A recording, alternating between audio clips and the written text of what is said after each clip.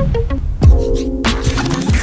what's up guys? This is Jeff at Auto Sauce. Today we're going to talk about the Marinara detail spray and how to properly use it on this car right here. So check it out. Alright, first things first, you want to make sure your car is in a cool, dry place. Grab your Marinara detail spray. I'm going to use our Apple Plush microfiber. I'm going to fold it into 4s real quick. Make it easy to use. And just spray and wipe. A few sprays on the hood, a few sprays on the fender. Just rub it in. You want to buff it out to a shine. I get it nice and in there. Touch up all the spots that need to be touched up. Maybe some water spots, some puddles. Flip it over, buff it out.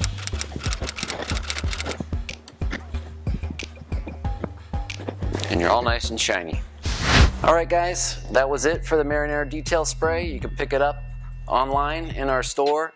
It's also available with our Spicy Showtime kit. And also make sure you get your Super Plush Apple Spice microfiber. Thanks for watching and keep it saucy.